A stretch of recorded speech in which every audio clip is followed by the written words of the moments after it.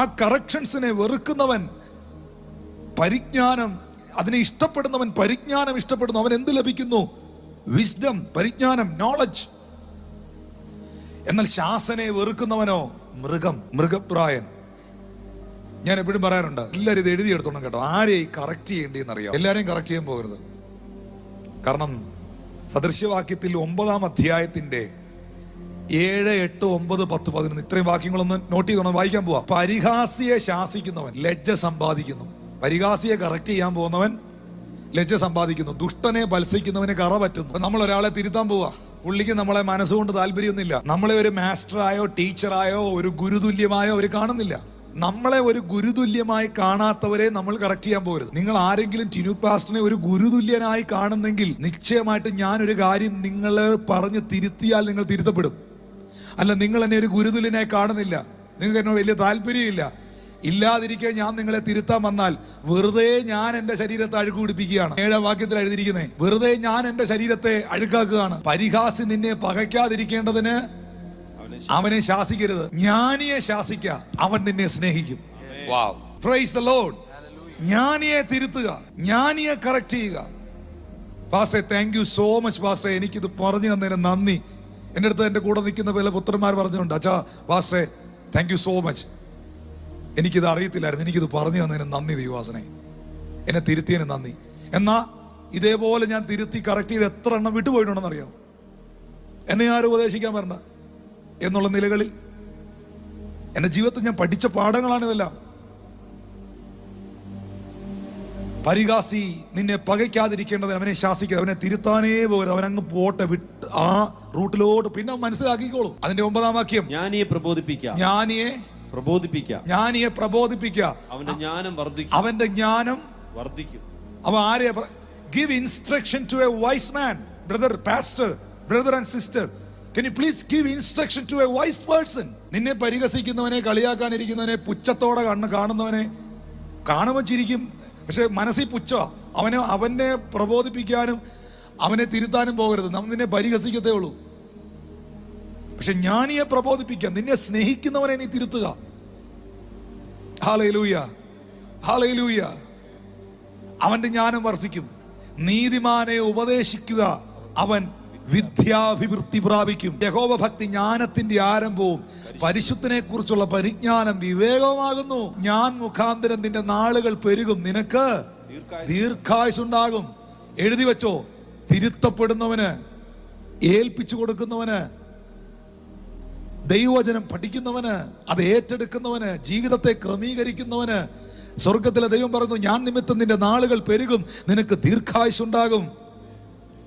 കർത്താവ് ഇങ്ങനെയാ മക്കളെ ചെയ്യുന്നേ, ബ്രദർ ആൻഡ് സിസ്റ്റർ. കർത്താവ് ഇങ്ങനെയാ ചെയ്യുന്നേ. കർത്താവ് എല്ലാവരെയും തിരുത്തത്തില്ല. എബ്രായർ 12:6-7 വാക്യം, കർത്താവ് ആരെയാ തിരുത്തുന്നേ? ദൈവം ആരെയാ തിരുത്തുന്നേ? ദൈവം എല്ലാരെയും തിരുത്താൻ പോവില്ല. എബ്രായർ 12:6-7, കർത്താവ് താൻ സ്നേഹിക്കുന്നവരെ ശിക്ഷിക്കുന്നു, താൻ കൈക്കൊള്ളുന്ന ഏത് മകനെയും തല്ലുന്നു എന്നിങ്ങനെ മക്കളോട് എന്നതുപോലെ നിങ്ങളോട് സംവാദിക്കുന്ന പ്രബോധനം നിങ്ങൾ മറന്നു കളഞ്ഞു. 7-ാം വാക്യത്തിൽ പൗലോസ് പറയുകയാണ്, നിങ്ങൾ ബാലശിക്ഷ സഹിച്ചാൽ ദൈവത്തിന് മക്കളോടെന്ന പോലെ നിങ്ങളോട് പെരുമാറുന്നു. അപ്പൻ ശിക്ഷിക്കാത്ത മകൻ എവിടെയുള്ളൂ? അപ്പൊ ഇവിടെ കർത്താവ് തന്നെ സ്നേഹിക്കുന്നവരെയാ തിരുത്തുന്നേ. ദൈവം എവിടെങ്കിലും നമ്മളെ തിരുത്തുന്നുണ്ടോ? അതിന്റെ കാരണം ദൈവം നമ്മളെ സ്നേഹിക്കുന്നതാ. നിങ്ങളുടെ പാസ്റ്റർ നിങ്ങളെ വഴക്ക് പറഞ്ഞിട്ടുണ്ടോ? തിരുത്തിയിട്ടുണ്ടോ? തിരുത്തിയിട്ടുണ്ടോ എഴുതി വെച്ചോണം, ആ മനുഷ്യന് നിങ്ങളോട് സ്നേഹമുണ്ടെന്ന്.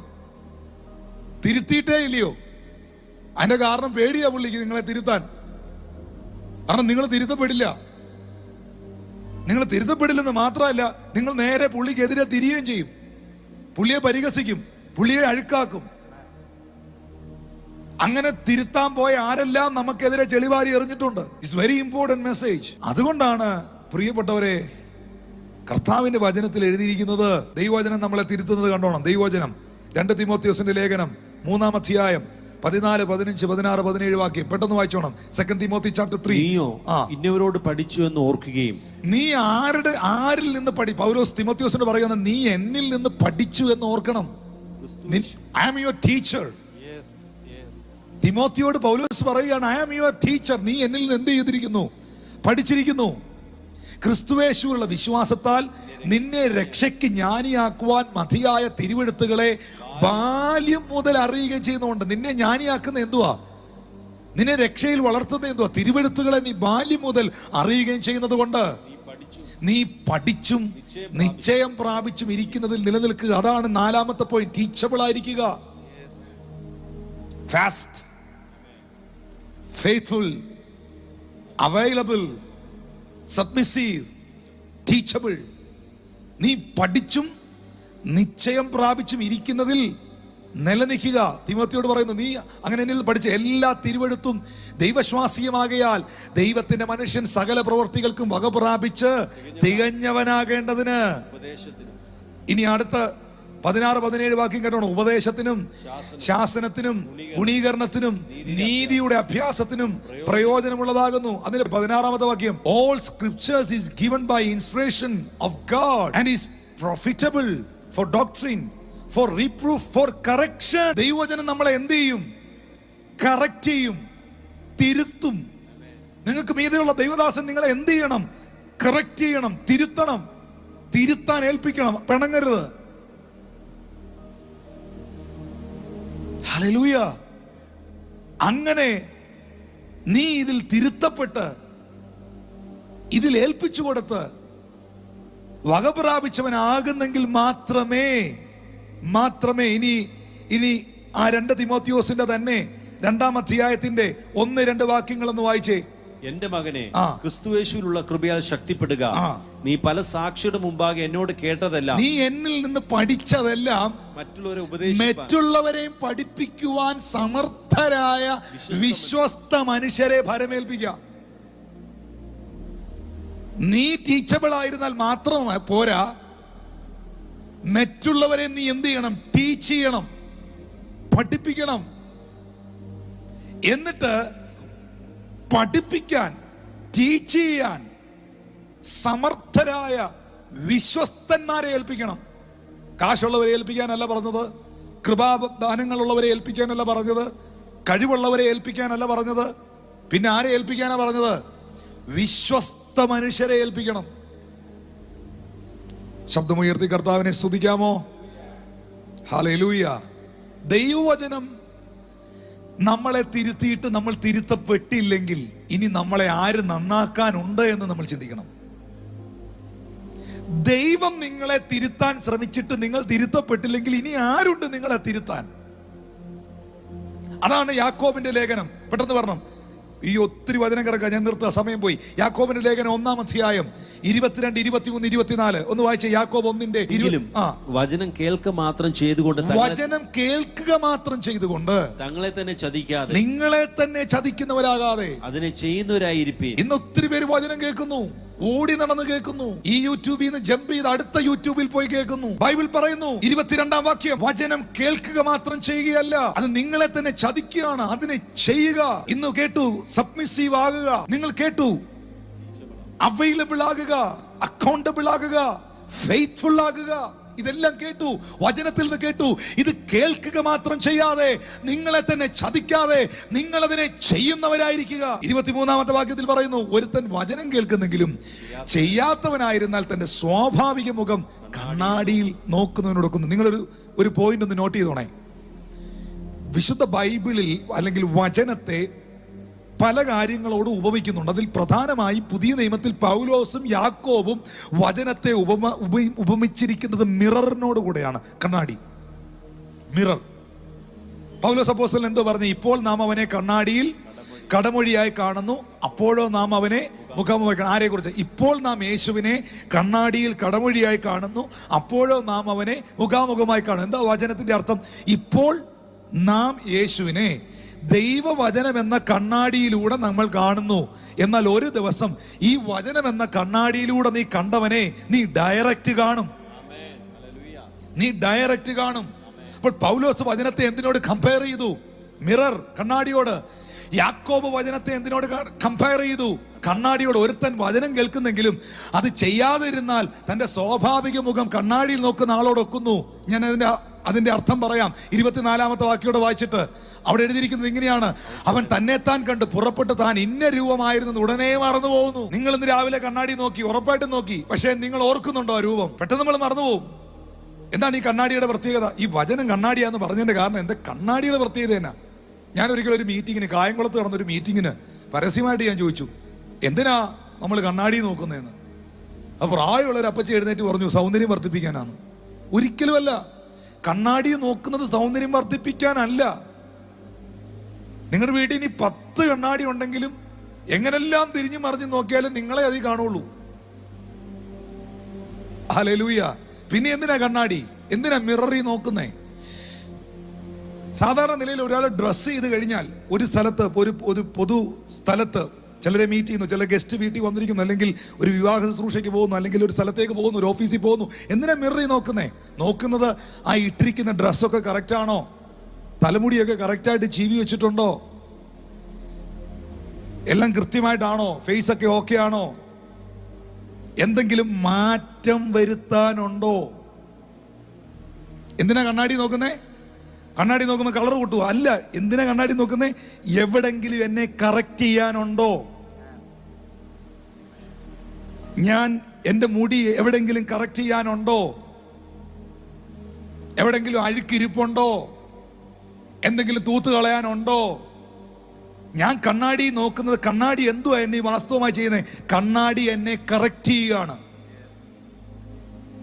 ദൈവവചനത്തെ പൗലോസും യാക്കോബും കണ്ണാടിയോട് ഉപമിച്ചെന്താ? കണ്ണാടിയോടുകൂടെ കമ്പയർ ചെയ്ത് എന്താ? ദൈവത്തിന്റെ വചനമാ നിന്നെ കറക്റ്റ് ചെയ്യുന്നത്. ദൈവത്തിന്റെ വചനമാ നിന്നെ നിങ്ങളുടെ അഴുക്ക് കാണിച്ചു തരുന്നത്. ദൈവത്തിന്റെ വചനമാ എന്തൊക്കെ ചേഞ്ചസ് നിങ്ങളിൽ വരുത്തണമെന്ന് വെളിപ്പെടുത്തി തരുന്നത്. അതുകൊണ്ട് ആ ടീച്ചബിൾ ഹാർട്ട്, വചനത്തിന് മുമ്പിൽ ഏൽപ്പിച്ചു കൊടുക്കുന്ന മനോഭാവം, തിരുത്തപ്പെടുന്ന മനോഭാവം, തിരുത്തി ഉപദേശിക്കുന്നവർക്ക് ശാസനയ്ക്കും തിരുത്തലുകൾക്കും ഏൽപ്പിക്കുന്ന ഹൃദയം നിങ്ങൾക്ക് ഓരോരുത്തർക്കും ഉണ്ടെങ്കിൽ നിശ്ചയമായും നിങ്ങൾ ഒരു നല്ല ശിഷ്യനായി തീരും. എപ്പോൾ പഠിക്കുന്ന മനോഭാവം ഉപേക്ഷിക്കുന്നുവോ, എപ്പോൾ തിരുത്തപ്പെടുന്ന മനോഭാവം ഉപേക്ഷിക്കുന്നുവോ, ആ നിമിഷം മുതൽ നിങ്ങൾ ശിഷ്യത്വത്തിൽ നിന്ന് കട്ട് ഓഫ് ചെയ്യപ്പെടുകയാണ്.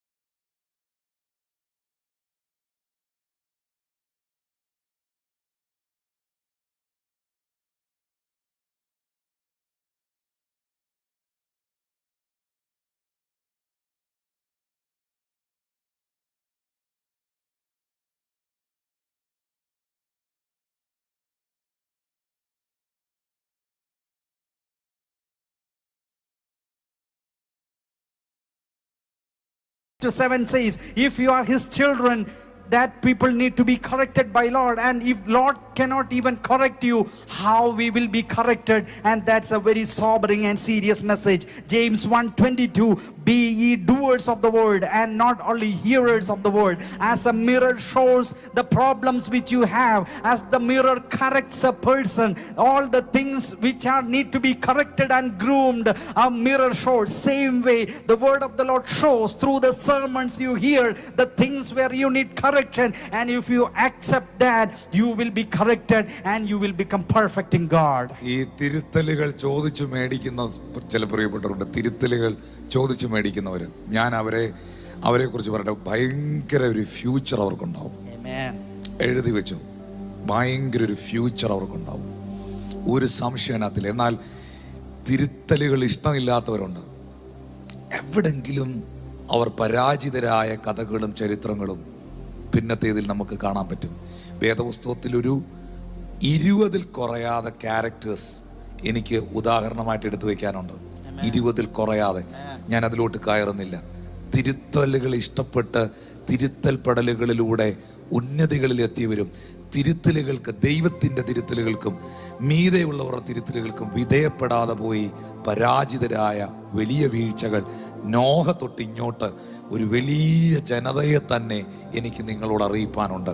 പഠിക്കുക, പിൻഗമിക്കുക, രൂപാന്തരപ്പെടുക. പിൻഗമിക്കുക, പഠിക്കുക, രൂപാന്തരപ്പെടുക. അപ്പോൾ തന്നെ പ്രിയപ്പെട്ടവരെ, ആ കൈകളൊന്ന് ഉയർത്തിപ്പിടിച്ചിട്ട് പറഞ്ഞ, കർത്താവേ, എന്നെ ഒരു ഫെയ്ത്ത്ഫുൾ സെർവൻ്റ് ആക്കണമേ. കർത്താവേ, ഞാൻ അവൈലബിൾ ആയിരിക്കട്ടെ, ഞാൻ അക്കൗണ്ടബിൾ ആയിരിക്കട്ടെ, ഞാൻ സബ്മിസീവ് ആയിരിക്കട്ടെ, ഞാൻ ടീച്ചബിൾ ആയിരിക്കട്ടെ. ഒന്ന് പറഞ്ഞേ, കർത്താവിനോടൊന്ന് പറഞ്ഞേ, അപ്പാ അവിടുത്തെ മുൻപാകെയും മനുഷ്യന്റെ മുൻപാകെയും ഞാൻ ഫെയ്ത്ത്ഫുൾ ആയിരിക്കട്ടെ, ഞാൻ വിശ്വസ്തനായിരിക്കട്ടെ. അപ്പാ ഞാൻ അവൈലബിൾ ആയിരിക്കട്ടെ, ഞാൻ അങ്ങേക്ക് അവൈലബിൾ ആയിരിക്കട്ടെ, അവിടുത്തെ സന്നിധിയിൽ അവൈലബിൾ ആയിരിക്കട്ടെ.